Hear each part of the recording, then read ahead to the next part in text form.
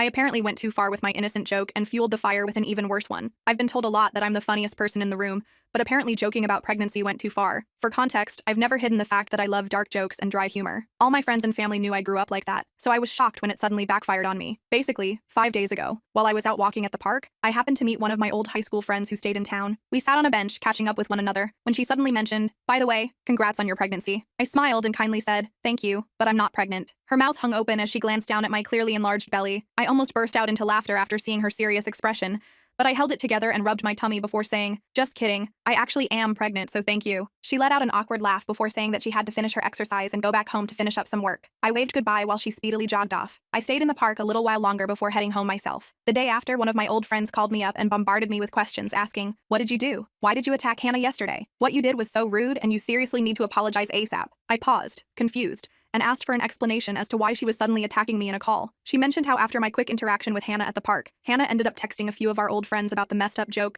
and exaggerated how I came off as arrogant, bragging that I was so lucky to have a child knowing that she would never be able to. My heart pounded wildly, and I shook my head violently saying, "I didn't say any of that, and how was I supposed to know that she's infertile?" My friend gasped and yelled, "What do you mean? Hannah constantly posts on social media about her issue." I argued that I rarely use social media, but she told me it was no excuse for making a tasteless joke. I gave in and sighed, agreeing to sending an apology text. After ending the call, I messaged Hannah, "Hey, sorry about the pregnancy joke. I didn't know you were infertile, but either way, I apologize. If you really want, I can just be a surrogate for you in the future. You can have as many kids as you want with me, haha." I thought that adding in a small bit of sweet humor would make the message better, but unfortunately, it fueled the fire more. Soon enough, I was receiving texts and threats from friends and people I hadn't even spoken to since high school. I was shocked at first, but I quickly got tired of their constant judgment, so I added them all to a group chat with me and renamed the chat to "Please Don't Be Angry Anymore." While they ganged up on me in the chat, I spent time writing out a very long, heartfelt apologize and mixed in my own melodramatic story about how I had also struggled with getting pregnant. I added in extra details about going to several fertility clinics and emphasized how I used humor to cope with the stress. After I sent the message, people began apologizing or saying things like, "Be more careful about your jokes." Of course, I agreed with everything they said,